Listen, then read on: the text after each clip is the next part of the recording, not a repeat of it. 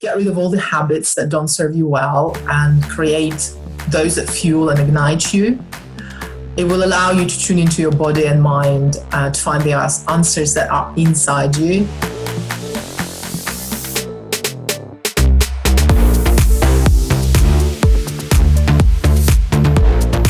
Welcome to another episode of Bigger Than the Hustle podcast, and I've got another awesome person with me, someone local, someone a Leicester person. Finally, we get people from all over the world, and now we've got someone from Leicester, and she is quite interesting in the way she lives here, but she's not from here. She's from Russia, and she runs a snooker hall as well. So that's quite an interesting composition of a person. So before I go into too much detail, I'm going to introduce her and let her introduce herself, because I'm sure she'll be so much better than I would. So, hi Svetlana, how are you?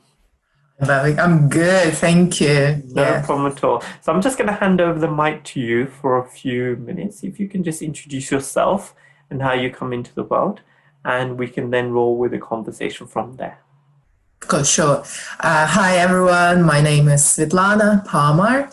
So my first name is my Russian inheritance. I'm from Russia originally. I've lived now here for just over 10 years. My last name comes from my marriage. So quick story, I was just a normal girl in Russia, and I was really passionate about playing cue sports. There's a cue sport in Russia called the Russian Pyramid, and I played that for quite a long time. I got to the national level, but I was never really great at it. I was always looking for tips and coaching and all that, and that's how I came across Snooker on Eurosport.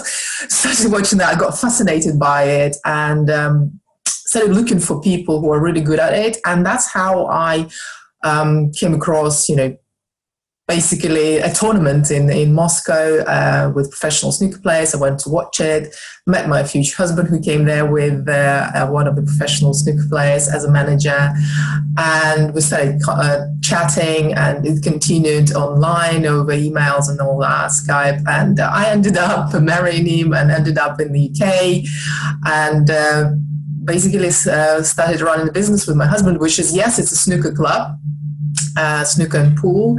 I continued playing it as well, and we've been successfully running it for now over 10 years. It's the biggest club in Leicestershire and one of the best clubs in England. It's affiliated with the World Snooker.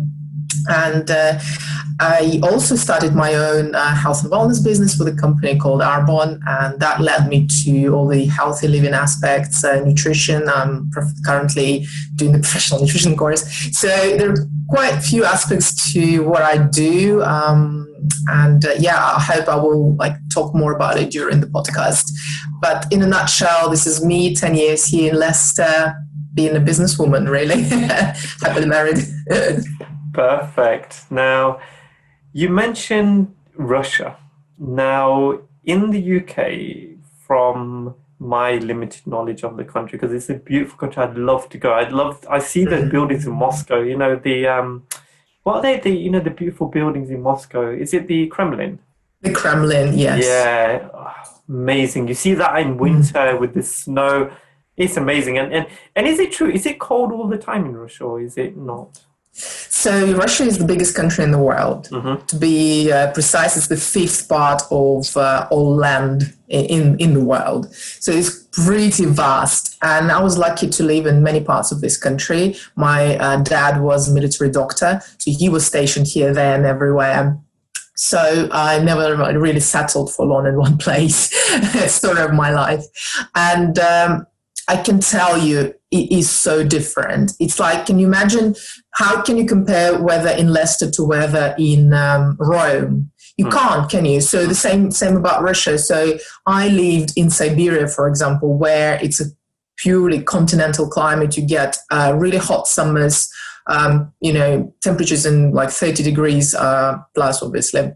Then you get really cold winters where it goes down to minus 20, easily minus 30 sometimes in some parts. Again, Siberia is huge. You get South Siberia, North Siberia. North Siberia is whoa. And then you get areas where they had held Olympics in 2014 called Sochi. So it's a subtropical climate, and they have amazing climate there. So right now, the temperatures there would probably be about plus 10 degrees, something like that. So they never have severe, harsh winters. And summers are really, really hot there. And then we have extreme north above the polar circular, where I lived for 10 years as well. So I lived in the south, I lived in Siberia, I lived in St. Petersburg, which is kind of mild-ish, very similar to Leicester kind of weather, I think. And north, a place called Murmansk, is close to the Gulf Stream, which allows the harbor non-freeze during the winter. So it's fascinating. Like I saw posts from my friends recently. It's minus 22 in the air, okay, but the bay is not covered by ice. In fact, there is steam coming from it. Wow. Because all the stream, all the water from Gulf Stream is in there, allowing all the ships come into the harbor, allowing the trade, allowing, it was really important during the Second World War. The convoys were coming to Russia through that channel. It was really, really important source of ammunition and food and provision and all that. And because during winter it was not freezing. But temperatures in the air can go down. I personally experienced minus 37 myself. Wow. Yeah, it's really cold. But then in summers, I lived in the south, and I remember plus 45, and in summer it was horrendous. I'd rather be in minus 37 and be wrapped up, in clothes rather than just sitting there plus 45. You don't know where to go because it's just like hot everywhere. So yeah, that's Russia. It is huge. It's different. It depends where you go. Now, snooker. Let's talk about snooker. So where did this energy come from? So you mentioned when you were younger, and then you've sort of grown into that. Where did that come from? That's a good question. I don't know. I think I've always been a bit of a tomboy. I've been playing basketball all my life, for example, so it's not something like really all the girly girls do. And when I was 14, I learned how to play pool, and it was fascinating, but it never took loads of my time. It was just only when we were hanging out with friends, and I will always beat my girlfriends, even though I didn't have any training or coaching or anything. I don't know, I just loved it. And then when I think it was the time when I had a boyfriend who was really into playing all these things, and he was spending days and nights in the clubs. And I just joined him. And I remember one day he didn't have anyone to play with. And he said, well, come join me in this Russian pyramid thing, which is a table as big as snooker, but just different balls, different rules. Anyway, that's when it started. And from there, I got such a huge interest. I realized that I suck in that. So I wanted to improve. I was learning. I asked him to coach me. Then I asked other people, and I ended up spending all my money, not hustling, but paying for table time, to improve. I remember I had times when I had nothing to spend on food because I spent everything in the clubs playing, and my family was so against me hanging out. That stereotype that snooker, billiards clubs, they are dodgy places where people are hustling, smoking, drinking. And but I always said to my family, just trust me, and I think these skills will help me later in life.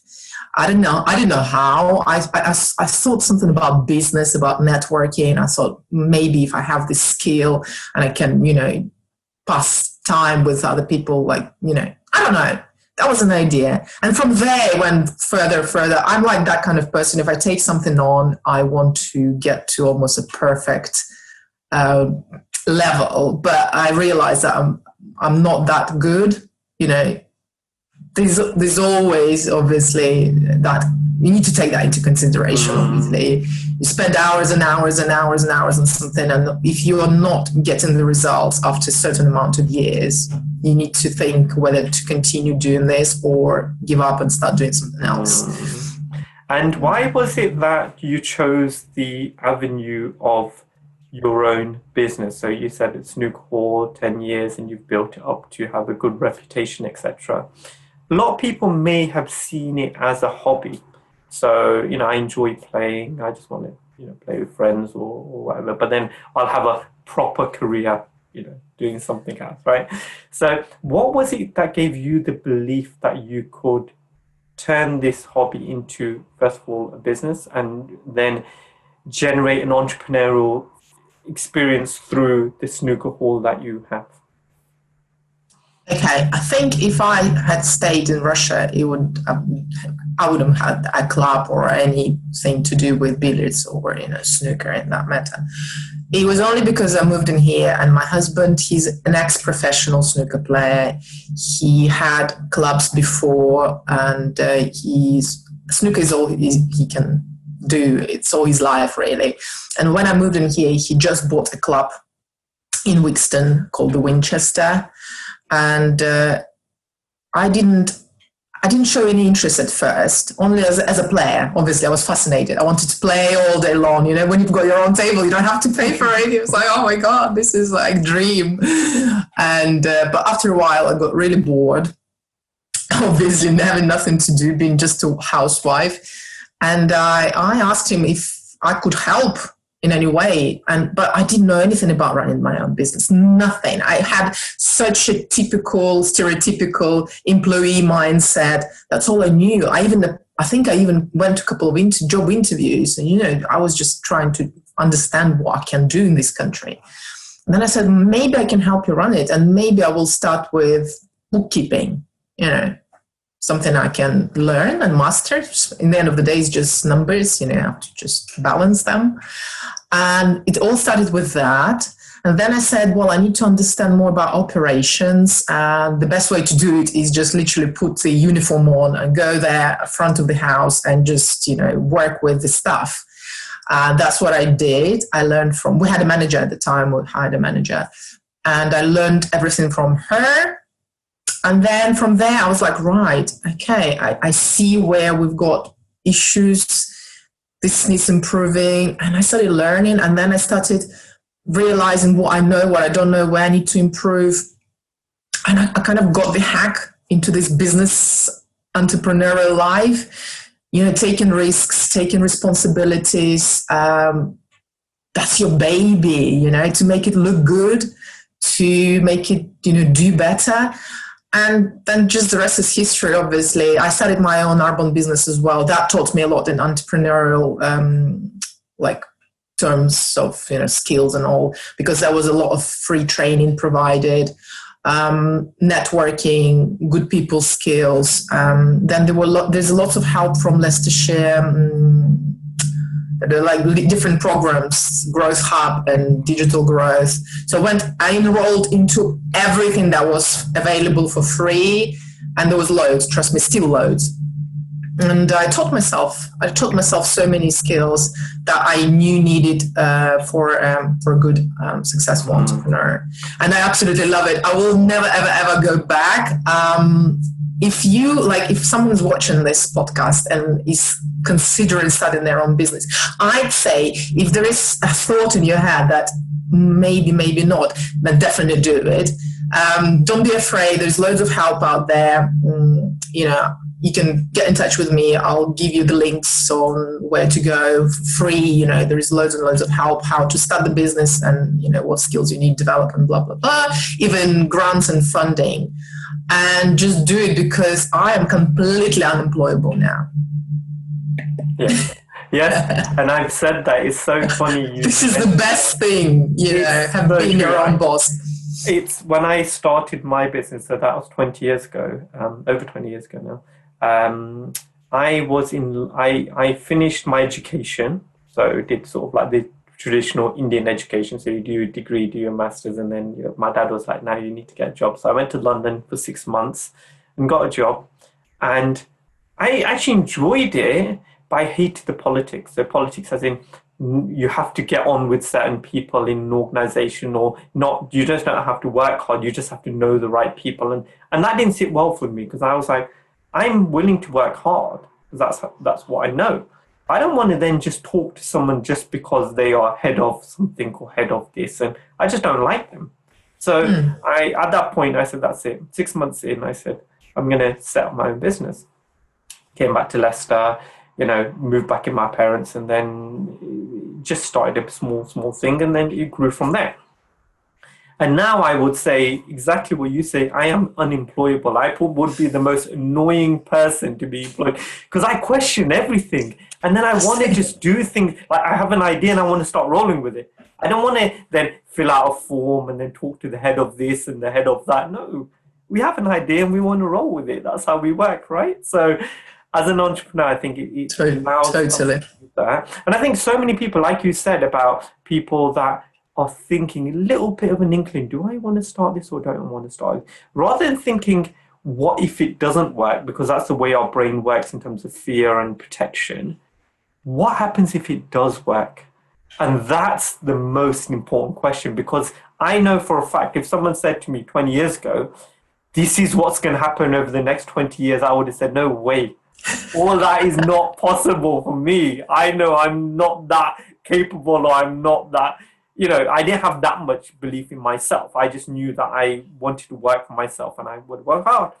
But looking back, I'm like, all the doors that I've opened and all the people that I've met because I just did this one thing, which was taking a risk and saying, actually, what if it actually does work? And I'm sure you would think the same thing. Say, for example, you then didn't come and help and you were still at home, like you said, housewife, or looking after the house and, look after your husband. How much you wouldn't have experienced as you would have by now, right? How much you've learned, correct? And what made you get into Arbonne? Arbonne? That then, yeah. Well, 3 years into running the business and 3 years into living in the country, I was still pretty much lonely. I didn't have my own friends. I struggled with, social life. Yes, there were loads and loads of people in the club, but they were clients, they were customers, and they would know that, they were not like-minded people with me. And I also realized that having all the eggs in one basket was not a very smart idea. And that's what we had at the time. Yes, Nuka had his own managerial business with the snooker players, but that was, it could end any time, and it did end eventually. So I was thinking, right, we need something else. And I think I was more willing to go out there and find something. Could be a part-time job. I didn't know, something else going on, just in case the club was, closed, bankrupt or whatever. We had some other income coming in. And I didn't know what it was. And it was a Christmas party, and it was chatting to people. And I saw this amazing woman, and she was everything I wanted to be. She was successful. She was elegant. She was traveling a lot. And we started talking, and I was like, what do you do? Shall we have a chat, maybe next time? And she was like, yeah, let's do that after, the new year. So we had a coffee. I remember that so vividly because she started talking about her businesses, and one of them was a really successful business. She was supplying points of sales to like Harrods and Selfridges and Debenhams, all that. And then another business was Arbonne. I was like so intrigued, what is it? So she told me all about it, and I just ticked all my boxes. I was like, this is a business. It's called social networking now. So this is a business where you grow your own network of loyal customers, a network of business builders as well, and you continue using the products that you're already using, just of a better quality. Personal care, nutrition I didn't use at the time, was more for me was shampoos, creams, makeup. I was already using all of that. And she said, well, if you continue using that, might as well make money out of it. I was like, well, that's smart. If you recommend it to your friends and family, which we would do anyway if we like something, the company pays you, and not just once, not for just one referral, but for life. So every time that person goes onto your website to shop, company knows that they linked to you. And I was like, well, this is smart. It's not a short-term, it wasn't a short-term investment for me. It was a long-term. I was thinking through the years, I will meet so many people. And if I refer, even if like it's 10, 20% out of those people, it's kind of like an income in my retiring years, So, and that's how I started. It was the best decision. I got the best products I could ever dream of from the girl's point of view. I mean, skin-wise, hair-wise. I mean, I'm 37, and I think my biological age, passport age and biological age, it don't match. I think it looks so much younger. Anyway, and then from there, you know, I got people, the most amazing people, got the most amazing network of like-minded, positive entrepreneurs who want to grow, who want to help people. And that helped a lot, especially during the last year, I must say. I don't think if it wasn't for the network, I would have had the same level of energy. And nutrition. All of a sudden, I rediscovered my passion for health. My family are doctors. So I came from a family that, you know everything about health, but I never wanted to be a doctor. But I realized I want to help people with health, just not through the traditional ways. And if you ask me, like, what I read on a day-to-day basis, like, this is one of the books I'm currently reading called How Not to Die. You know, it's quite thick, and some people will be like, what? I absolutely love, I'm geeky like that. And I'm just learning how people can help themselves through plant-based diet, exercising, mindfulness, and all of that came through Arbonne. Because they're a vegan company, they're a cruelty-free company, they're helping the world, they believe in mind, body, and skin connection, holistic approach to people. I don't know where I would be now if it wasn't for Arbonne. So it just helped me in so many ways. So I think it's important, like you mentioned, that you were using certain products as it was, right? So you were using skincare, you're using hairdryer, whichever it is. And then when something is like that, so whether it's a service or a product, when you're getting benefit of it, automatically you want to tell other people anyway, don't you? Because that's just the way we are. We find something good and we want to share that. And I think we live in a sharing culture now where I think almost too much is shared, but anyway, that's a different story for a different day.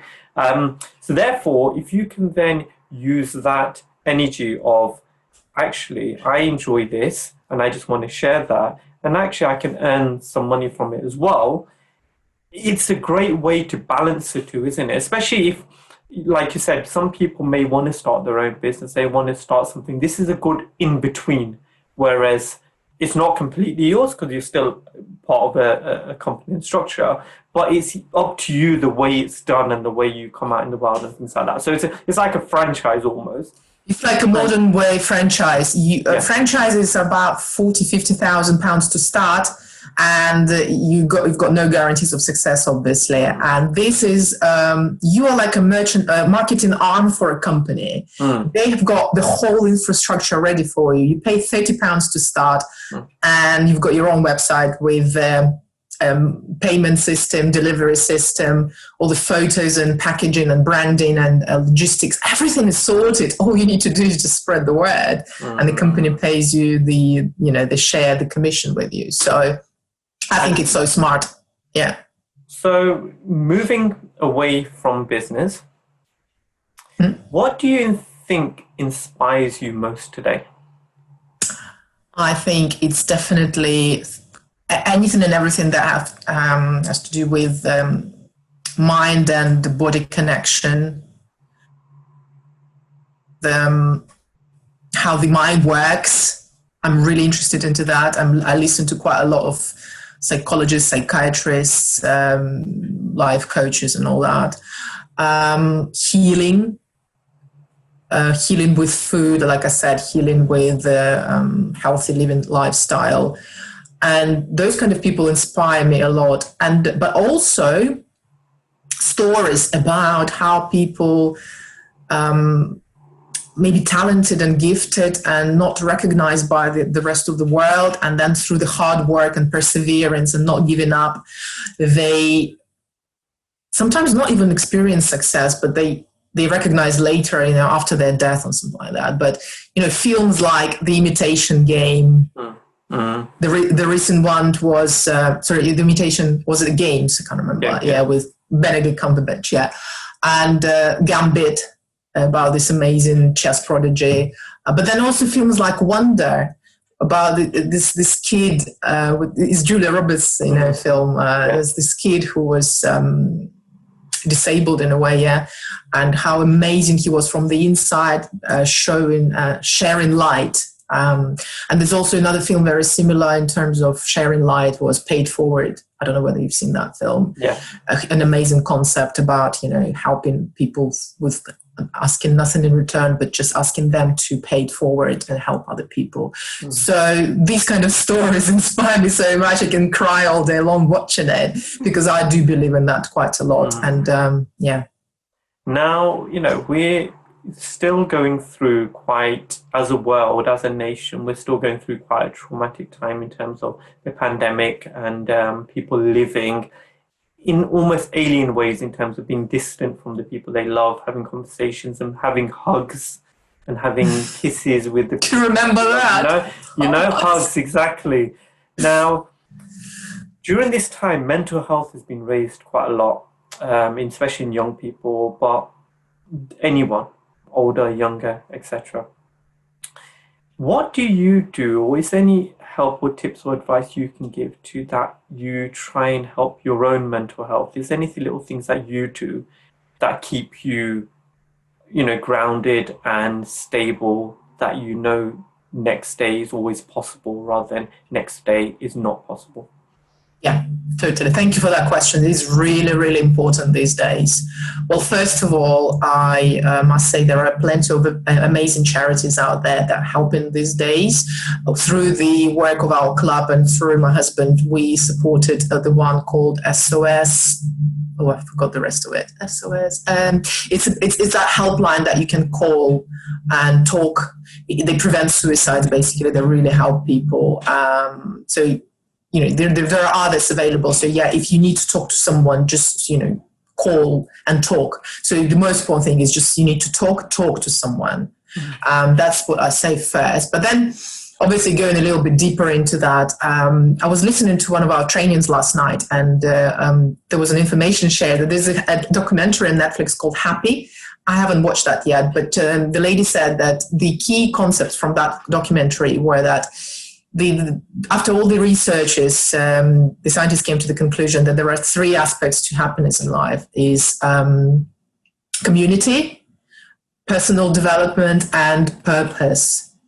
So if you've got those three in life, you are happy. You are a happy person. You will feel happy. So to me, in the end of the lockdown, in the beginning, I'm just hoping for the end now. It's coming from my lips. In the beginning of the lockdown, our community in Arbonne, what we did was we decided to do this so-called miracle mornings. I don't know whether you've heard of them. It's a really popular concept. There's a book written by Hal Elrod. And it's called The Miracle Morning. And it just talks about how you start your day in a good way, with gratitude, with silence, meditation. Scribbling means, journaling, and visualizing, affirmations, a bit of exercise, and reading. So through that, we started doing that on Zoom, talking about the community. So many people were joining in 6 o'clock in the morning, just to have an hour of that together. It was beautiful. It was amazing. It was Monday to Friday every day for 3 or 4 months. It helped everyone, it was amazing. And then people just continued doing it in their own time. Obviously, we went into different graphic schedules and all that. So someone at 6, someone at 7 o'clock, others at 8 o'clock. And that helps a lot. Gratitude helps a lot. And reading, like I said, books that grow you, that's personal development. Enroll into courses that interest you. Could be anything, crochet, whatever, cooking, anything, and have a purpose. Look deep down into yourself and what is that drives you in life, and find that purpose in life, and just align all your actions and activities with that purpose. That's what I just out of bed in the mornings, because I just don't have time to think about any dooms and glooms, to be honest with you. So that would be my advice, and maybe start a network marketing business with Arbonne, because there's so much inspiration and support and help from like-minded people. So it could be anything, guys. Just find your purpose. So yeah, you talked about purpose and your why, and I fully agree with that. I resonate with that, because when you have a big enough why, the how almost doesn't matter, because you'll always find a way, right? So what's your why? What's your purpose? My why is the why is never static. It's never the same. It moves and transitions and grows. When I was starting with my businesses, my why was obviously to earn money, to provide for myself, for the family, help my family in Russia as well. Not right now, but in future. So I was like thinking, I'm going to be older, and I've got a disabled brother, and I was thinking that when parents pass away, he will be my responsibility. So that was like my why. But gradually, it started growing and developing, and now my why is deeper, is much deeper. Is telling the truth, is being honest. It's giving people that sense of like peel all the nonsense and rubbish off, and what's in the core, what's the real thing, what's the truth. So that's my why, and that what drives me. And what things would you say you do on a daily basis to keep yourself grounded and keep yourself stable as a person, to know that first of all, we're a part of this symbiotic system called the universe. We are here to try and serve and be of use and be useful for ourselves and everyone around us, and to be happy within ourselves so that we can give from our heart. Like you said, we give from our heart, and we know that if there are any things that you do on a daily basis to keep you grounded, what are they? So on a daily basis, I'd say, first of all, that miracle morning thing, which you can do like to the T, or you can develop it into your own routine. And part of my routine is now yoga. Okay, so I've been doing yoga on and off for a couple of years now. I've tried different styles and ways. But actually, this lockdown showed me that you don't need to go to a studio to do yoga. You can do it from home. And actually, home yoga is much more intimate and spiritual because then you don't have to pretend be anyone. You're just yourself, and you can connect to your own self. No one is watching you. No one is judging you. And I discovered a YouTube channel with the free yoga videos and an amazing lady. It's called Yoga with Adrian.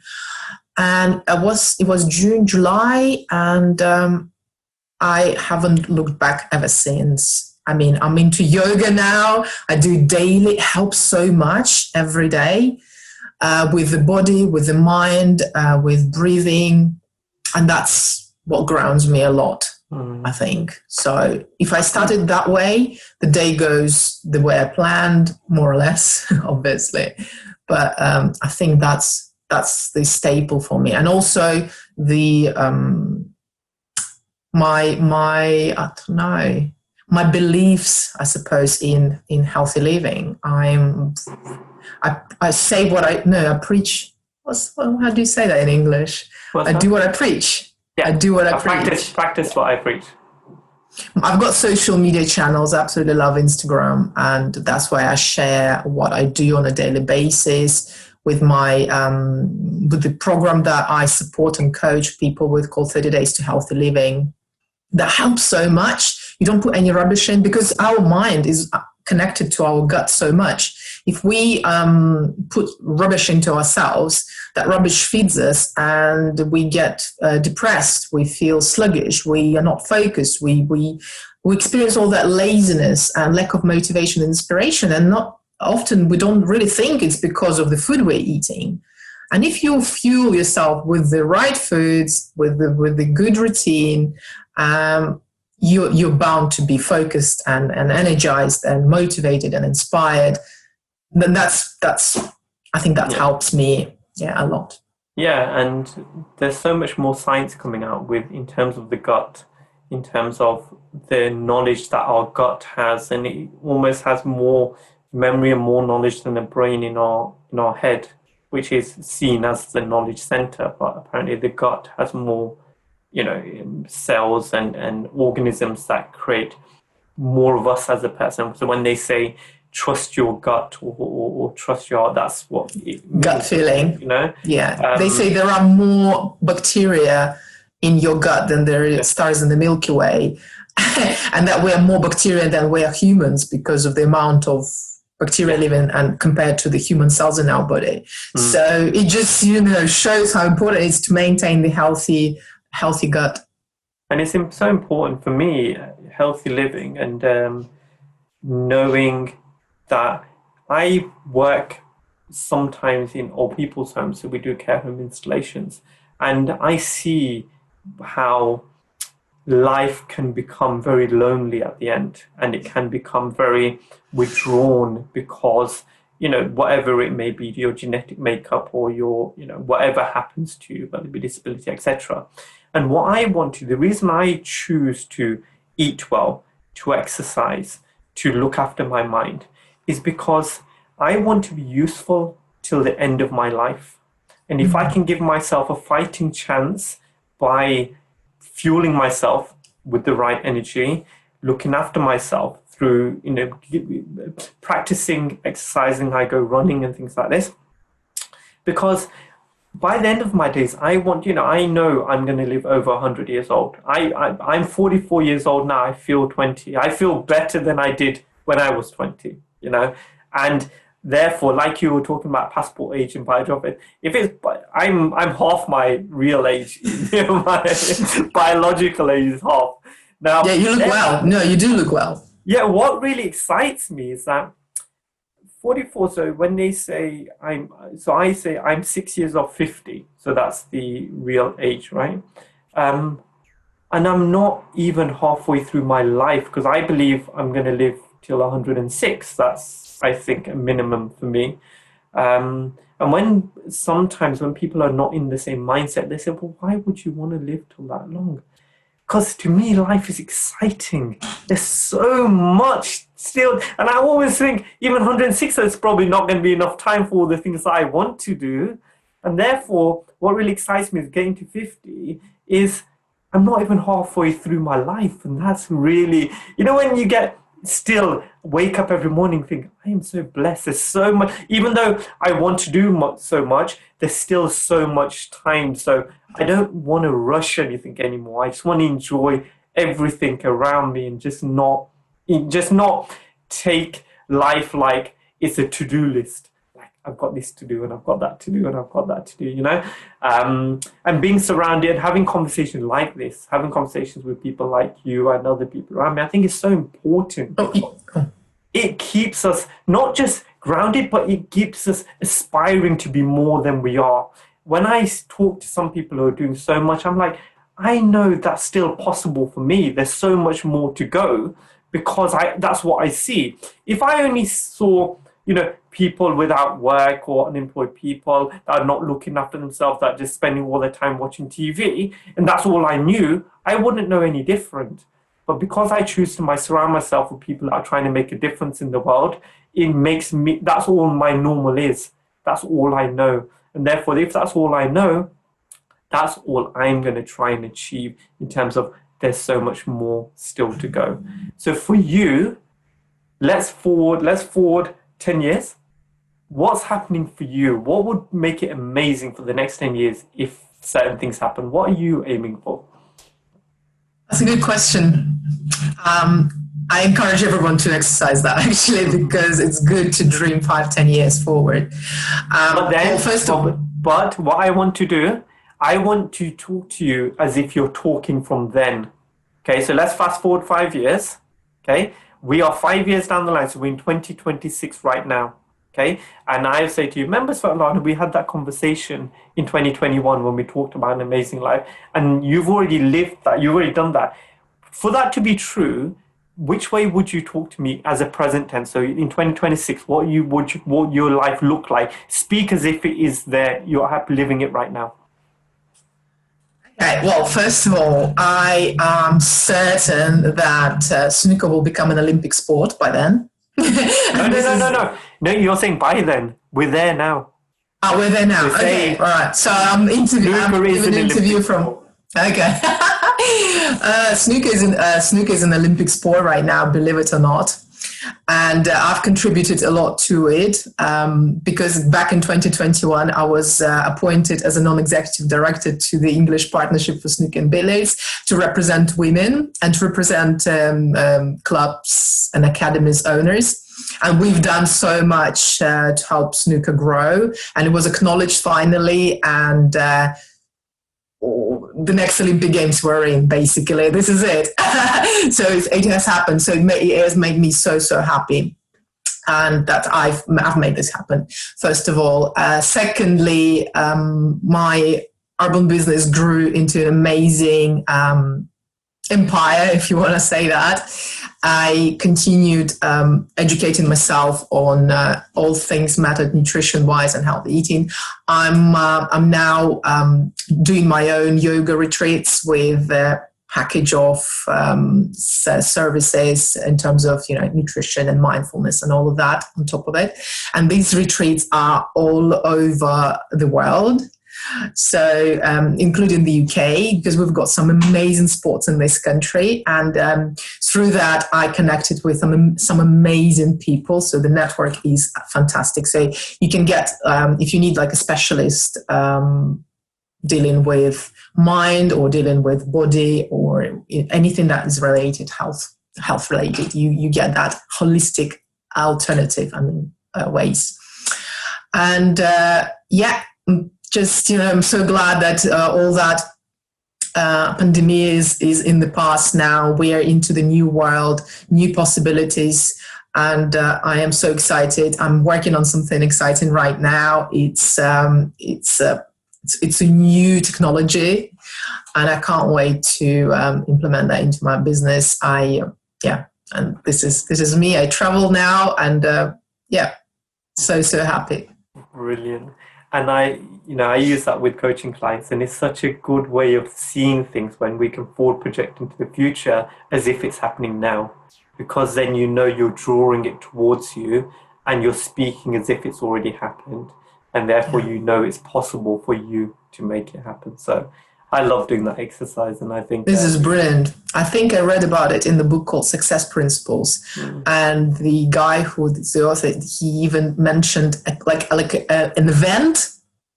You can organize an event where people come dressed and with different what's called props that would help them showcase what they are in 5-10 years time. There's a certain year you can put. And I thought that was amazing, because then people come with like fake business cards, maybe a magazine with their photo on the cover, or a book that they have written, or anything that would represent them in 5-10 years time. And they speak like I've just spoken, And it's just amazing. I thought it was amazing. I've always wanted to do something like that. Maybe you should do that, Bobby. Maybe you should organize an event like that. We'll do it. You're giving me ideas. Now, I'd like to just thank you at this junction as we head towards the end of the podcast. I know you were super nervous when you came before you were coming on, because it's not something normal for you, but I'm so glad that you did. And I'm glad you've spoken your truth. I can see the energy coming out of you, and I'm so thankful to have more international people locally. And like I said, I will be visiting you once everything is closed, and you can beat me at a game of snooker at some point. Now, as we head over to the end of this podcast, I'd like to ask you a couple more questions, which will give the listeners a little bit more insight into you. Okay, so we're now fast forwarding 100 years into the future, where you've lived your most amazing life. You've created snooker as a worldwide sport, just like football, and you've made such an impact on so many people's lives and health that you now are at the end of your life, last few moments. You don't have enough energy to speak, but you have enough energy to write 3 words.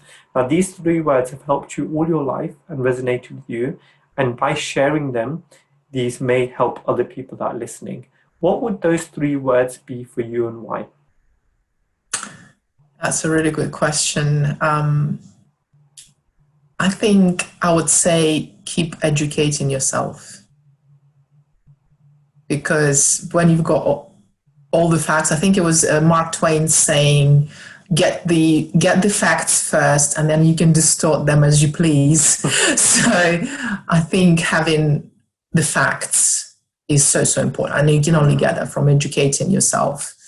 Yeah. And it's also educating yourself and then using that education. Well, you only said 3 words. I mean, yes, next step will take action. Yes, of course, take action. Yeah. Cool. Right. This podcast is called Bigger Than the Hustle, and right now you're bigger than the world. So you're connected to 7.58 billion people on this planet. They can all hear you. There's no language barrier. They're all conscious and awake. If you could share a message for the next 30 seconds, what would that message be to the world? Well, I would say something like, I'm addressing each and every one of you. You're unique and one of a kind. There is no one-fits-all rule in this world.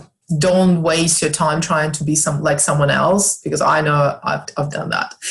And you might have to accept the fact that your normal is not everyone else's normal, and then you've got your own path. And if you want to hear your own voice and understand who you are, get rid of all the habits that don't serve you well and create those that fuel and ignite you. It will allow you to tune into your body and mind to find the answers that are inside you. And like I said, never stop educating yourself and taking action on that. Yeah. Brilliant. Now, I would say that you do this all the time because you've come across so well. You speak so well. Your English is way better than my Russian, which I know none of. Well, I didn't mention that my education in Russia was foreign languages. So I'm originally a teacher of English and French. So I worked quite a few years as an interpreter. So I'm not your typical Russian. That's why. Yeah. Perfect. So at this juncture, I'd really like to thank you. Thank you for coming on, firstly. Thank you for agreeing to be a part of this journey. Thank you for sharing your knowledge. Thank you for sharing your wisdom, and thank you for sharing who you are authentically, and also continuing to live a life which serves you and makes you happy, and therefore you can make other people happy by being of service to them. I believe that's what we are in this world, to be of service and be useful for the people, for yourself and the people around you. So is there anything else you'd like to say before we go? I would like to thank you for inviting me to do this. First of all, I think you're doing an amazing job. And I think people that you invite to this podcast, they definitely have so much to share. They're so, like I said, individual.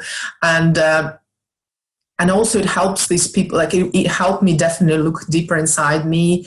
And I just realized that I quite enjoy the public speaking.